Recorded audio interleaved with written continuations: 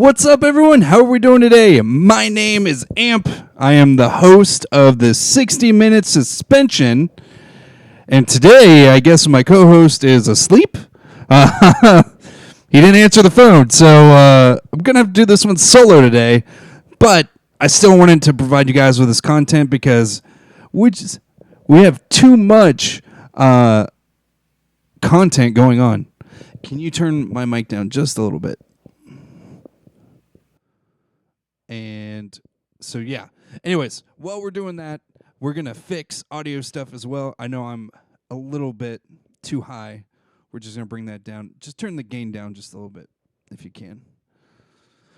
And that should work. So, anyways, thank you guys so much for watching. Thank you guys for tuning in. My name is Amp, like I just said. This is 60-minute suspension. You guys are awesome. And if you're not used to this, or if you're not... Yeah, that's better.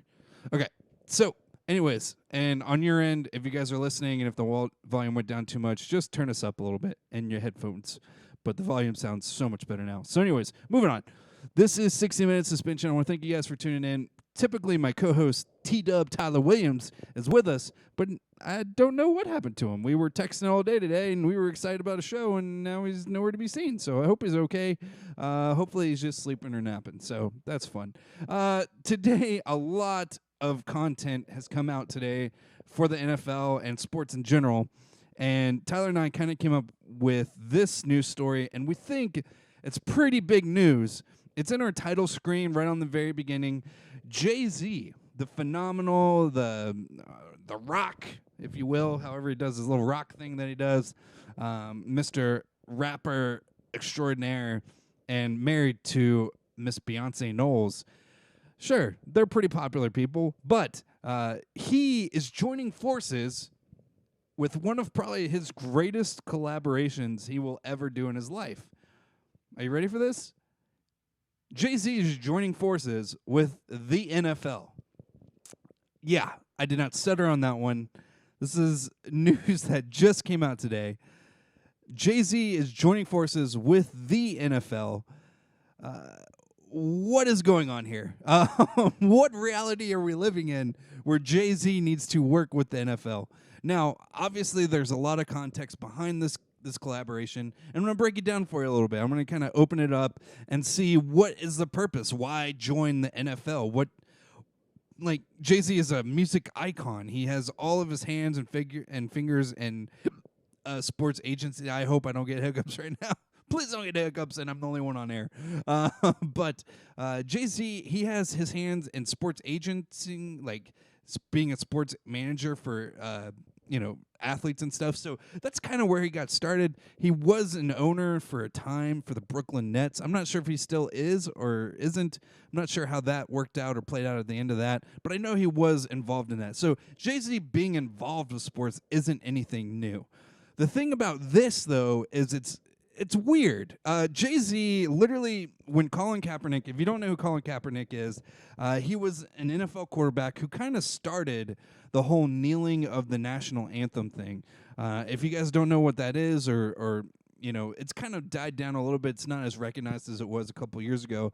But Colin Kaepernick was a quarterback in the NFL, and he started kneeling during a time when the country was seeing a lot of violence towards inner city kids, adults of African American descent. And so Colin Kaepernick would kneel during the Pledge of Allegiance and during the national anthem, during the national anthem to raise awareness for this reason. And people started asking him, and it became a big news story. And ultimately, it cost him his job. He got cut from the 49ers, and then no one really picked him up after that. And he kind of got blacklisted by the NFL, is what a lot of people are saying. It's a conspiracy theory, but, I mean, in reality, it's kind of true because the man is still a pretty good quarterback, and he doesn't have a job. I think he's been out of the league for almost 3 years now. And so Colin Kaepernick, Jay-Z came to Colin Kaepernick's defense and, kind of bashed the NFL for what they were doing. He did not like what the NFL was doing from perspective of, people are allowed to protest and you're just, like, not allowing this guy to play.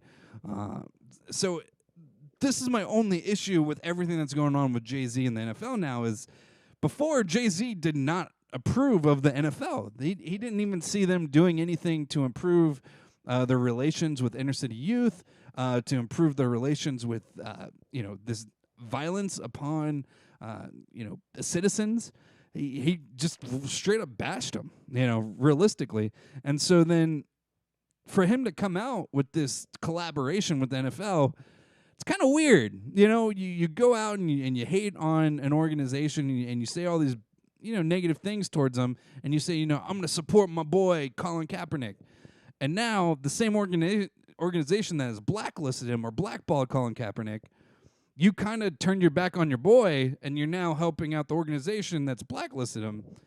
Very interesting way of progression, I would say. Now, the whole point of this collaboration, let me explain what this means. Jay-Z is now basically the consultant of music and any live performance media that is involved with the NFL. He basically tells them who should go on stage. Like, he basically tells them, no, this is who you should put for halftime show. No, you guys are at the All-Star game or the Pro Bowl. You should put this person on for the Pro Bowl. Any live events, maybe over across the pond when they go and do their London tours or their Mexico tours or anywhere else, he'll probably be involved in that and say, no, this is who should play in those halftime shows. So that's kind of like what Jay-Z is going to be doing. Now, is he going to be playing in some of these? Maybe. We don't know. To be clear, though, Jay-Z literally this past Super Bowl halftime show, to give you context on how recent this guy was against the NFL, Travis Scott was going to be in the halftime show. Jay-Z went to Travis and said, yo, bro, don't play in the halftime show. Like, you're not supporting your boys. You're not helping out, the cause. Don't play in the halftime show. Obviously, Travis Scott ignored him and ended up playing in it. But that's how recent Jay-Z has been against the NFL. Like, literally last year. Like, not even a full year. Like, literally, maybe 7 or 8 months ago. So this whole concept of, we don't, Jay-Z is against the NFL kind of just went down the drain with him automatically signing this contract with him. Now, the details of the contract, monetarily, we don't have that. There's no documents of how much Jay-Z is going to get paid for or what is going to get made out of this. Now, the positive outlook on the situation and the best way I can describe it to you, this is a good collaboration in the sense of this does bring awareness better to the situations that Colin Kaepernick raised in the beginning. The NFL wants to build a bridge between raising awareness on inner city violence, just unnecessary violence on people of dissent, or however you want to word that. But it's going to raise awareness to the situation, and it's not going to be so unheard now as the concept is why Jay-Z is joining forces with the NFL. It's also to be said that whoever does the NFL halftime shows, the proceeds that they get from doing the actual show, they get to choose what charity they want their money to go to. So, case in point, if Chance the Rapper does the halftime show this year, he gets to choose what charity he wants his proceeds to go to. For him, it'd probably be like a high school or a middle school of his choice, and he sends those proceeds there, and hopefully it helps out that school or whatever. So, in some sense, it is a really cool concept of what they're doing. My only issue with this whole thing is that Jay-Z literally just a few months ago was talking mad shit about the NFL, and now he's all about it, and now he wants to support them, and they're like holding hands together, him and Roger Goodell. I guarantee you Jay-Z probably still doesn't like Roger Goodell. Like, I almost guarantee he doesn't trust Roger Goodell. He doesn't like him. And he has a lot of friends in the NFL. So, obviously, everyone talks shit about everybody. It's like a high school. Like, everyone's talking about each other behind their back. So, this doesn't make sense on a scale of social connection or, trying to build a relationship outside of what they're doing. This all strictly is a business decision, obviously. And so it's a big money issue too. I mean, Jay-Z's going to make so much money from the NFL doing this. Like literally all he has to do is say who goes what. It's almost like the mafia guy, like the leader of the mafia is just like, "Yo, I want him here. I want him here. That's good. We're going to do that." Like that's what Jay-Z's basically going to do for their music, their entertainment, anything like that. Like that's his whole job now for the NFL. So, it's interesting how this is going to play out. Now, Jay-Z gave recognition to Colin Kaepernick, and he said that Colin Kaepernick kind of started this. Like, if Colin Kaepernick did not kneel, this never would have happened, is what Jay-Z basically said. Now, Jay-Z is not supporting his boy in the sense of getting him a job because Colin Kaepernick is not under his brand or his label or his agency, I would say. So Colin Kaepernick still is on his own with this whole situation. Like, he might still be jobless for the rest of his life. Like he might not ever play for the NFL again. But Jay-Z is giving him props for, at least standing up for what he believes in because this built this connection between Roger Goodell and Jay-Z. Jay-Z went on to say, "We don't want people to come in and necessarily agree with us. We want people to come in and tell us what we can do better." No, sorry, that was Roger Goodell. Roger Goodell was talking about Jay-Z coming in and helping out. Roger Goodell knows that Jay-Z is talking smack about the NFL, but his thought process is if we can bring in a group of guys or a group of people that will help boost social, morality or integrity for the Shield, we need to do that. And so Roger Goodell is trying to support the NFL's belief system, and there is an issue with violence and stuff in the nation, and we need to bring an issue to it or attention to it. And so he's trying to build a relationship with it, and he says, "I think that's a core element of our relationship between the two organizations and Jay and I personally." So obviously Roger Goodell is talking about how this is going to help build a relationship between him and media and the organizations through just being friends, I guess, and building this relationship. So, like I said, very interesting situation. Carlos and my dad chiming in. I thought halftime shows didn't get paid. I'm pretty sure they get paid. They get paid off either. I'm not really sure where that money's coming from, but from my understanding, from this new contract that they're doing, whoever does the halftime show gets to choose who they want or where they want their proceeds to go to. So I want to make sure I can find there was a part of it. Sorry, I'm just looking.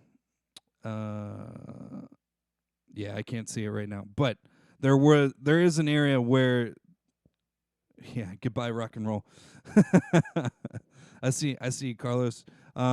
He's saying goodbye to rock and roll. That's not necessarily true. I mean, Jay-Z has a lot of friends. I mean, he worked with Linkin Park before. Jay-Z isn't all just rap and hip hop. I mean, there is more to it than just that. And so we might still see some rock and roll. We just don't know what's going to come from the situation. But like I said, this is kind of the big headline right now. Jay-Z joining forces with the NFL. Interesting topic, interesting situation that's playing out. And, we'll just see. We'll have to see if Jay-Z really helps out the situation or if this was just a big money move for him. Because obviously he's going to make a lot of money from the NFL and being collabed with them. And then not only that, he's going to build a lot of relationships within the music industry. Because what artist does not want to play at the halftime show? I mean, everyone wants to play the halftime show. So, very interesting stuff there. I want to move on to another story that is getting pretty big headline news. And if you haven't been keeping up with our man Antonio Brown, he's been talking a lot of stuff. Basically, Antonio Brown he's the new wide receiver down in Oakland. And if you don't know, sorry, my computer's all kinds of whack right now. It's not even connecting to anything. Here we go. Sorry, everyone. I'm doing my best. I'm by myself today. For some reason, my partner is either asleep or something. But, yeah, basically, sorry, I'm doing two things at once.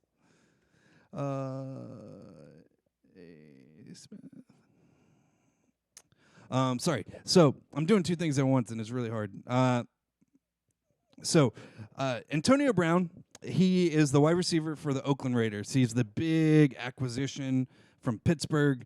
Obviously, things just didn't work out in Pittsburgh. He really didn't like Ben Roethlisberger. That was kind of like the whole issue why he wanted to leave. He was really upset with Ben Roethlisberger. So he left, goes to Oakland. Then he tweets about his old wide receiver buddy and how he used to reach out to him before he went to the NFL about how, hey, can you help me out? Can you show me the ropes? And Antonio Brown bragged about how he asked for help. That's a weird thing to be upset about. So that didn't make sense either. So then we move on to what's going on now. So Antonio Brown, after that whole issue, he's not playing at the moment in the training camp because his feet are all kinds of messed up. If you're watching Hard Knocks, they actually show his feet. They are bad. Like, it's gross. Like, his big toe is like covering his second toe. It's so gross. It's really bad. So his feet's all kind of messed up right now, and he isn't he's running, he's training, he's trying to get him better, but he's training too hard, and so he's making it worse. He's not really helping himself out. But he threatened to retire. This was the thing. He actually threatened to retire because he couldn't wear his old helmet. So because his old helmet, like the NFL won't allow Antonio Brown to wear his old helmet, and I'm not really sure if it's from Pittsburgh, that helmet, or if he means like a helmet from high school or college. I'm not really sure, but it's not an NFL regulated helmet. And so because of that, the NFL will not allow him to wear this helmet. And so Antonio Brown was saying, if you don't let me wear my helmet, I'm going to retire. Like, threatening the organization that pays you to play a sport, that's not the wisest move. So you threaten to quit the job that just paid you $30 million, guaranteed money. You're threatening to quit and give all that up because you can't wear the helmet you want to wear. Doesn't seem like the brightest thing, I would say. It just doesn't make sense. Basically, he was going to walk away from $50 million if he honestly left football. Doesn't make sense. So he was upset because he wasn't getting the helmet that he wanted. He goes on and he talks about, actually, John Gruden comes out and he kind of supports him. John Gruden's like, we support our wide receiver. Obviously there's just a certain equipment that he wants to wear. But on the other hand, the NFL, it's not NFL regulated. So because of that, the league's not going to allow him to wear it. And a lot of it's based on safety. Like, a lot of you could say, what's the issue? Why can't he just wear the helmet he wants to wear? Well, the NFL has been sued multiple times for head concussions, head trauma, all this stuff. So the equipment that they use is based on those settlements, based on the science that they've done for head trauma. So everything that they give the players is for their benefit. Like, they're not forcing him to wear something that isn't in his benefit.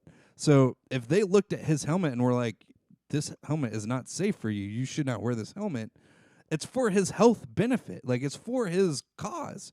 They don't want him to be, CTE or anything like that. So for him to get upset and to say that I'm not going to play for the NFL because they won't allow me to wear my helmet is a little ridiculous. And it just doesn't make sense. So Stephen A. Smith, if you don't know Stephen A. Smith, we've talked about him a couple times. He's on the show called First Take. And Stephen A. Smith typically, actually, honestly, is on the side of the players. But he makes this huge statement about Antonio Brown and all this stuff. And I really agree with everything that he says. So I'm going to kind of say exactly what Stephen A. Smith says on his show. And I quote, Antonio Brown is not there just to produce on the field. He's there to help other guys along as well. They gave him $30 million in guaranteed dollars. You think this kid Darren Waller at your tight end and Tyrell Williams as the other wideout, and have what you have? So he's saying, like, you have these two young kids, they wouldn't give anything to have what you have. You have Derek Carr still has some maturity to experience, and here you are acting like an absolute idiot over this helmet issue, embarrassing yourself and some of your contemporaries, turning a plethora of contemporaries in the National Football League against you because of idiocracy in which you allowed the situation to elevate to, which you've allowed the situation to elevate to sit up there after all the noise that you made in the offseason with Pittsburgh Steelers, which ultimately led to Mike Tomlin to come out publicly and say, we want volunteers, not hostages, and then for you to get moved to Oakland and to get $30 million in guaranteed money and then make a fuss talking about possible retirement over the helmet issue when you're the only player in the league with over 2,000 players to complain to this degree. He embarrassed himself over the last week or so. I was a damn shameful performance on his part. It was a damn shameful performance on his part. I agree with everything Stephen A. Smith said. I mean, this is a grown man that literally just got $30 million guaranteed money. He can make up to and probably more than $50 million under this new contract that he has. That's probably, I think, only like 5 or 6 years. So he's set for life, literally set for life. All you have to do is go out there and play a game that you claim to love. Like Antonio Brown said on Hard Knocks, he said multiple times, I love this game of football. Like, I love it. And he trains harder, almost harder than anyone that I have ever seen. That's why his feet are all messed up, because he runs super hard. So it just doesn't make any sense. Like, how are you this naive and just, I don't know, man. It just doesn't make sense to me. Like, I get it. Like, $30 million is another world. Like, it's like going to Mars. Like, having that much money, I can't even comprehend, like, that concept. I really can't. So, like, maybe he just has a different mind. Like, maybe he's on a different planet right now mentally, and he's just like, I have all this money. I'm allowed to act the way that I want to act. And if I don't get what I want, like, then fine, whatever. Like, that's me. I get what I want. But at the end of the day, if you don't work, you don't keep that money. Like, that money isn't guaranteed to the point of, well, we'll give it to you now, but if you don't play, that's okay, you keep it. That's not how the NFL works. Like, if you don't keep your end of the bargain on the contract, you have to pay that back. You have to give that money back. So it doesn't make sense. Like, just wear the damn helmet, man. Like, it doesn't matter. Like, if you're in the locker room and you want to makeshift it or fix it or make it your own, do that. That's fine, but don't sit here and say you're going to retire because you don't have the right helmet. It's ridiculous. So he ended up, like, null and voiding all of that. So that all happened last week, and then he ended up just giving up on it. Like, he just was like, all right, whatever. I don't care. Like, I'm not going to, it's not going to work out for me, so I don't care. I just give up. Like, that's how this situation ended. Like, he literally just gave up on the situation. So he's going to play, barring injury, if his feet get healthy, and he's going to play without any complaints. So it's such an asinine situation with him, and he's just being a complete idiot. Like, it's just so annoying with him. So anyways, that is the update on Antonio Brown.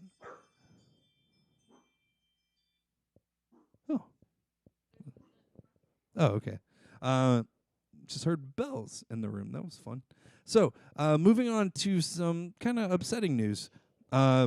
Basically, the Pittsburgh Steelers had some really upsetting news this week. One of their favorite coaches, he passed away at 62. It's quite sad. We pray for his family. Daryl Drake. Daryl Drake was the coach. He was the wide receivers coach. And he passed away early Sunday morning in the college dorms, leaving a void in Tomlin's staff. Mike Tomlin is the head coach there. And basically he passed away. I don't want to say what an autopsy determined nothing suspicious about Drake's death, but a formal cause of death won't be announced by the county coroner until toxicology results are known in a few weeks. So, they're going to do toxicology report. We'll have to wait to see what that says before they actually give you the full, report on the situation. But 62-year-old man, he coached in the NFL for I want to say 15 years. He coached in the NFL for 15 years. He coached for the Chicago Bears, Arizona Cardinals, and then finally at the Steelers. Coaching was Coach Drake's platform for ministry, is what Coach Tomlin said. Coaching was his vocation.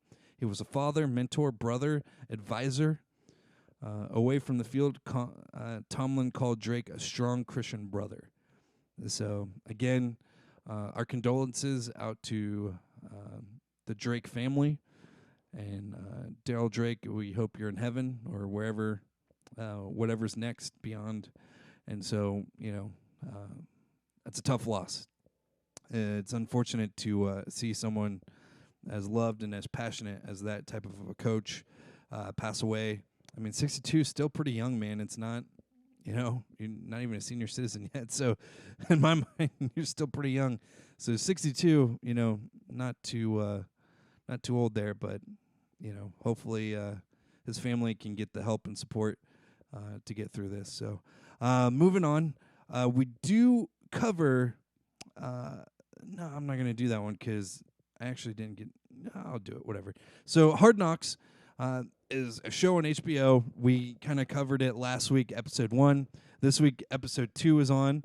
And we basically get to catch up on all the fun things that are happening in the Oakland Raiders organization. Now, obviously, Antonio Brown was a big issue for a story with the helmet situation. But John Gruden, the head coach for the Oakland Raiders, he's kind of a awesome guy when you get to know him on the show. He is like the ultimate motivator, man. Like, he just gets in these guys' grills and he's like, look, we're trying to create an atmosphere here of winning. They ended up doing a walkthrough with the Los Angeles Rams, and he even quotes the Rams as saying, they're an organization that was just as bad as we were, and they turned it around and ended up at the Super Bowl. Why can't we do that? Why can't we be there? And he's trying to just open up this whole new, concept for the team and trying to encourage them to be better. Tony, I see where you said, John Gruden is funny as fuck. Yeah, John Gruden is hilarious. He's a great guy. Like I was saying, John Gruden is just on another level of coaching, man. I see why Oakland put so much effort to get him. Man, I got hiccups today. So to go back to Antonio Brown real quick. Yeah, tough love, baby. That's what Tony says. All right, so to go back to Antonio Brown real quick. So this is a big deal during the episode, because Antonio Brown's one of the best wide receivers in the league right now. So anything that's going on with him is kind of big news. So his feet are considered frostbitten. So basically, they're just all kinds of messed up. And on his Instagram feed, he posted a video from the HBO show showing his feet. If you get a chance to go check this out, you can just YouTube Antonio Brown's feet. They're gross, man. Like, they're all swollen. There's some cuts and bruises on them. It doesn't look good. It really doesn't look good. And this guy's still running at full speed, full power against the athletic trainers, discretion. They're telling him no, you can't be doing this hard, and he's still doing it. So, obviously he's not the smartest tool in the shed, I guess.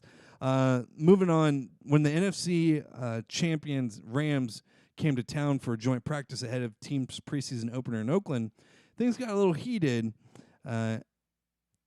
Basically what happened was the Rams and the Oakland Raiders kind of got in a lot of fights. There was 2 on the second day. There was a couple on the first day. Couldn't stop fighting, man. Also, another issue that was happening, Nathan Peterman is a quarterback that used to play for the Bills, but they cut him, and so John Gruden thinks that he can help mentor him and make him better, so he picked him up.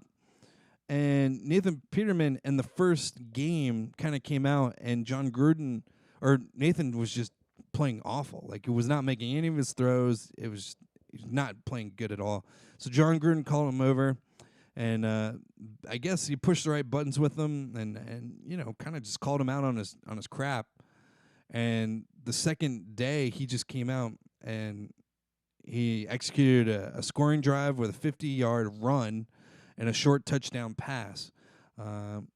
After seeing what he wanted from Peterman, fight and fearlessness, John Gruden had his told you so ready. That's my guy right there. So, wow, thanks, Tony. Tony says 5 picks in this first game, Peterman.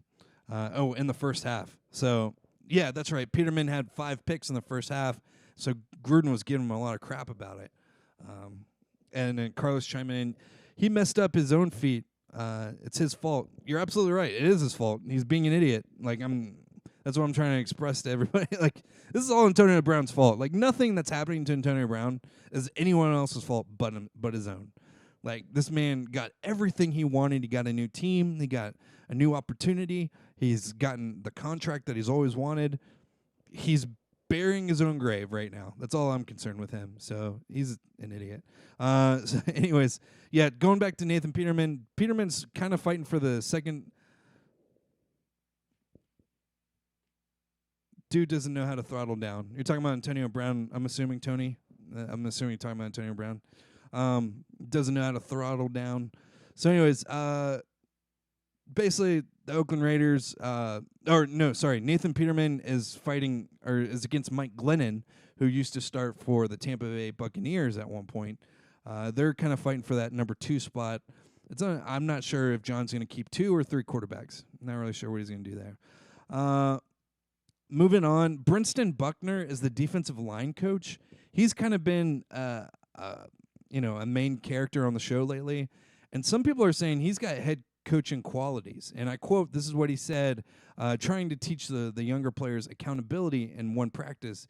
And I quote, he says this: until you get the balls to do what we do every day, we ain't going to be nothing but average-ass players. Buckner told his whole group, Farrell or not, there's no coddling on Hard Knocks. So, Buckner's trying to wake up the first-round pick that they have there, and he's trying to teach the players, hey, man, you need to get your shit together if you want to play in this league. AB doesn't know how to throttle down because he plays hard every time. Yeah, Tony's talking about the feet situation with AB, or Antonio Brown. Antonio Brown, if you watch episode 1, the athletic trainer's like, yo, bro, we get it. You're really fast. Stop. You need your feet, and you won't slow down, so you're kind of doing this to yourself. So it's a little ridiculous that he's not listening to people. He's very hard-headed. Max T-Pain. Okay, so Max Crosby, a 4th rounder. He's getting a lot of screen time as well. He's a edgier Texan version of Gronk. Has a hit early in the episode when he got his veteran teammates to move with his attempt to cover a T-Pain song, and then painlessly went to finish his sleeve tattoo. Then came the true hurting when Crosby suffered a broken right hand against the Rams. So he had an up and down episode where basically he went to go get a sleeve tattoo. He was singing T-Pain, but then ultimately broke his right hand. So he will be out for a while. Good news is the injury wasn't serious, and the recovery is expected to be speedy. The Raiders should have a high-effort pass rusher back at full strength in time of the regular season, so that would be cool. And then finally, there's one more guy that's getting a lot of coverage. So because Antonio Brown, the wide receiver, isn't playing and his feet are hurt, helmet issues, whatever, they have a rookie, undrafted, wide receiver, Keelan Doss. And basically because Antonio Brown isn't playing, Doss has been a star in camp, getting raves from everybody, and his visibility spiked by catching the TD from Peterman. So Nathan Peterman was the quarterback we were talking about earlier, who had threw 5 picks or whatever. He's the one who actually caught the touchdown from Peterman. Doss grew up in Raiders' backyard in California and then played at nearby UC Davis. Not exactly a football powerhouse. Hard Knocks couldn't have scripted a better feel-good storyline of a player unlike Journey. Doss is well positioned to make the team behind Brown, former Charger Terrell Williams, 5th-round rookie Hunter Renfro, and former Cardinal J.J. Nelson. So, this guy is going to make the team, it sounds like. So, barring any other issues, he will probably make the team. Well, I'm going to end the show early today because my partner ended up sleeping in, I guess, or maybe he just didn't wake up. Maybe he forgot. I'm not really sure what happened. But I don't want to do our pro rankings for positions without him. That was kind of like our thing. But I will say this before I leave. So I have joined a fantasy football league, and I'm not really going to talk about fantasy football. That's not my goal on here at all. But if you play fantasy football or if you know anything about fantasy football, typically, like when you play with your friends or whatever, you guys get a pre-draft order, if you will. So drafting in fantasy football, everyone can't pick a player at the exact same time. So there's a list, 1 through 10, for what order you draft your player or whatever. So our fearless, basically commissioner, he decided to drop the fantasy draft order. He used the online system on Yahoo. Basically, you just push a button and it just automatically organizes your position on there. I'm not going to talk about anybody in the league or anything, but the list came out literally just before the show, and I had to look at it. And I swear that he does this to me on purpose. Like, I promise you, last season, I think I had, this same spot. No, I didn't. It was 2 years ago I had the same spot. But, there's only 10 people in the league. So my spot was number 10. I am the last in the order to draft. I can't describe to you how stupid that is. I hate everything. This doesn't make sense. I hate everything. But the new guy, we just added this new guy. His name is Captain Undiestains. That's the name of his team, Captain Undiestains. They have the first overall pick. Are you kidding me? The new guy gets first overall pick, and then literally our commissioner gets second overall pick. I'm smelling conspiracy here. I'm looking at you, Commish.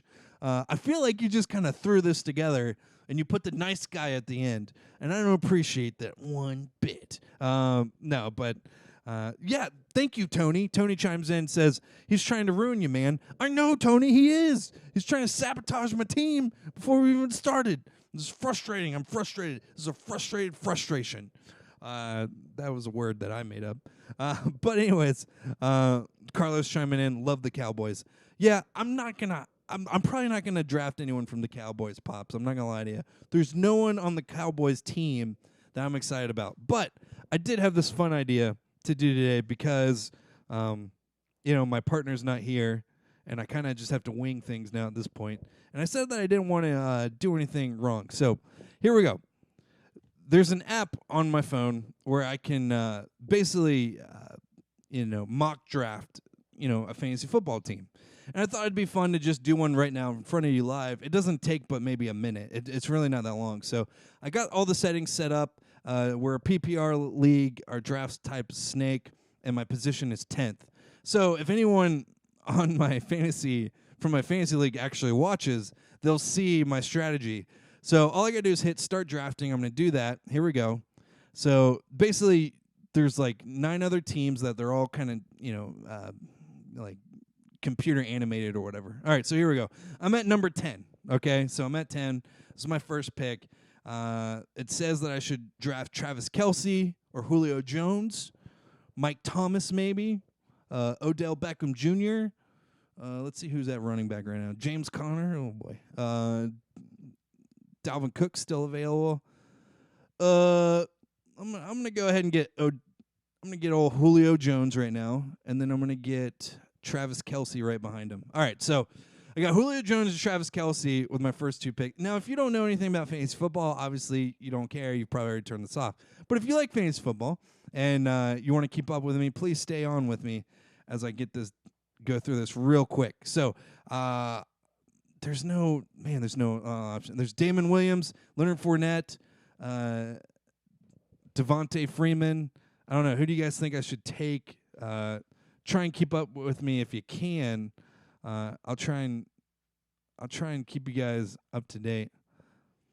The wide receiver from the Raiders, conspiracy theory. Yeah, conspiracy theory against Antonio Brown. I'll tell you the app here in a second, Tony. Sorry. Freeman. Tony, he's telling me to get Freeman. I don't like that. I kind of like Damon. All right, I'll get Freeman. All right, there you go, Tony. I picked Freeman for you, and then I get another pick right behind you. So I got Freeman. I want another wide receiver, right? Stephon Diggs is available. Amari Cooper. I don't like him in Dallas though. Deshaun Watson still available. No, that's Iron Man, Pops. That's Iron Man. He runs the ball well. Yeah, well, I just got him. Don't worry about it. I'm going to get Stephon Diggs. Yeah, why not? I'll get Stephon Diggs. Yeah, thank you. It's Iron Man. Watson. Oh, he's telling me to get Watson. I think he'll fall. I think I'll be all right. I'm going to get Stephon Diggs right now. All right, so right now my team's looking pretty solid. I got some good wide receivers. I got tight end. Got one running back. All right, it's coming back around to me again. All right, here we go. Alshon Jeffrey's available. Deshaun Watson's still available. I'm going to get Deshaun, and then I will get... All right, Tony, here we go. Stay with me here. Derrick Henry, Mark Ingram, James White, David Montgomery. Who do you think? It's between Derrick Henry and James White. I'm between Derrick Henry and James White. I like Mark Henry. No, I don't. I really don't like Mark. I don't think he's going to be that good. I'm going to go with Derrick Henry. I think Derrick Henry is going to have a pretty solid year. Let's go with Derrick Henry. Yeah. All right. I'm going with Derrick Henry. All right. I think I got to wait around again. So I will be in round 7, I think. Yeah. So I'm in round 7. We're in round 7. Wide receivers. I don't need a tight end. I don't need a quarterback. I just need running backs, really. Mark Henry's still available. David Montgomery, Sony Michel is available. Kenyon Drake. That's not a bad idea. Let's see. Who do I have? Devontae Freeman, Derrick Henry. So I got some options, Tony. Help me out here. You're the only one talking to me. So Mark Ingram, David Montgomery, Sony Michel, Kenyon Drake. Who do you think? Drake? You're saying Drake? You're saying Drake, huh?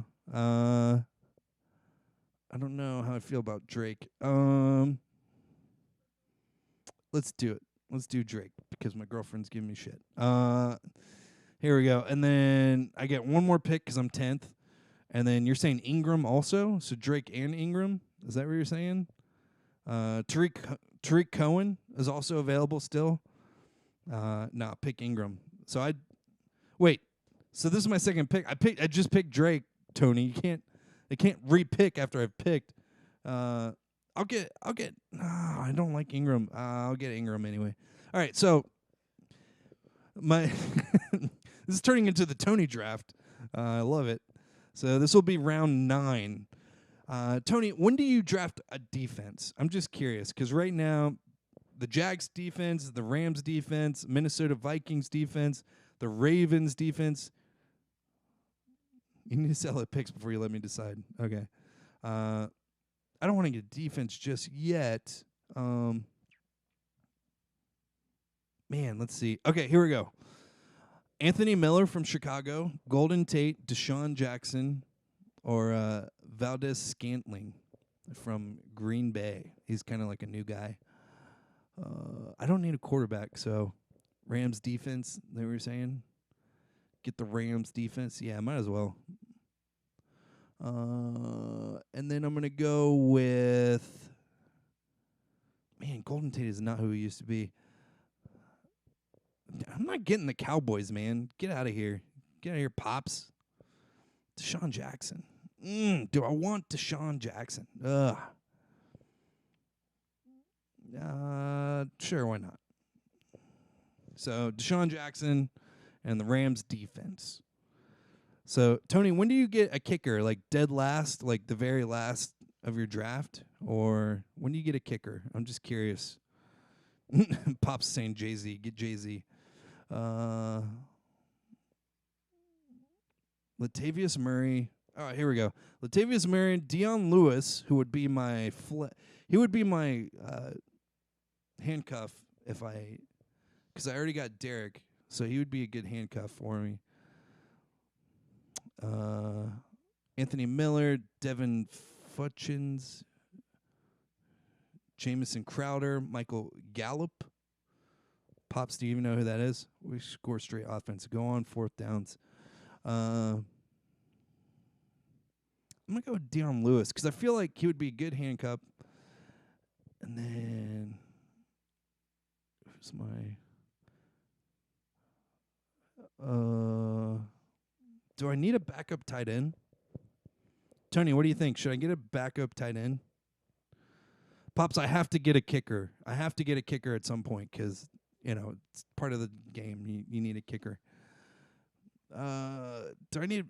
Tony, do you get backup tight ends? I'm just curious. Do you get backup tight ends? Tell me. Yeah, you do? Vance McDonald, David Njoku. Actually, that's not a bad idea. David, Austin Hooper, Delaney Walker. Let's go with, I like Vance McDonald. I think Vance McDonald's going to have a good year. I'm going to go with Vance McDonald, man. It's going to be a solid pick. All right. This will be round 13 for me. Round 13. Here we go. Coming up. Let's see. I'm going to get my... Man. This is tough. This is where it gets tricky. Ito Smith out in Atlanta. He's going to be sharing time with Freeman now because Coleman left. I have no idea what you're talking about. Yeah, Pops, we're playing fantasy football. You wouldn't know anything about it. I'm going to get Jared Goff. He's a good backup. And then I'm going to get my kicker now because I have the very last pick, and I want a good kicker. So I got Greg Sterling, the Rams kicker, or whatever his last name is. So here we go. And my last pick of this fantasy football draft will be... Ooh... I have so many running backs, though. This is good. This is a good thing. I don't have any tight end. I have one wide receiver spot left. Let's do Deshaun Hamilton out of Denver. What do you think? Deshaun Hamilton or Michael Gallup? My pops is a Cowboys fan. Pops, this is for you. I'm drafting Michael Gallup as my very last pick of the draft. And so at the very end of this, they give you a grade. So the whole point of this was because they'll give you a grade on how well you did in the draft. Oh, boy. I didn't do well. Thanks, Tony. You didn't do well because I listened to you, and this is how bad it was. Okay. So, everyone, here we go. This is the final product of Tony's draft because he basically drafted the whole crap load team. This is it. This is what we got. A massive C. I hope you guys can see that. Bro, really? Yeah. You got C. You got a C, Tony. You did so bad. Look at this. Awful C. C means... Oh, wait. It's black. There we go. C's get nothing. Yo, you passed, man. Tony's saying I passed. Thanks, buddy. Yeah, I know I passed. I'm not going to lie, though. I actually really like this roster. So they also give you a projection of, like, how your season will play out, like, your overall points. I'm in dead last, so thanks, Tony. That was my projection for that. I was dead last at that, and I have a C. So it says my strengths are quarterback, tight end, defense, wide receiver, and kicker. My weaknesses are running back and bench. Yeah, it's pretty bad. So, anyways, Tony, the app is Draft Wizard. So just go to your app store and get Draft Wizard, and that will, yeah. And so you can get as many C's, D's, and F's as you want, Tony. I'm looking for A's here. Anyways, thank you guys so much for tuning in. I'm sorry again that T-Dubs was a no-show, but I still wanted to go strong and give you guys something. And we had a lot of good stories today. So again, thank you guys so much for tuning in. Tomorrow we have a brand new show coming to you live at 7 p.m. right here on the Amplified Network. You can find it on YouTube, Twitch, Facebook, all that cool stuff. Always stay tuned with us. Again, thank you guys so much. You're awesome, and we will see you guys later. Bye.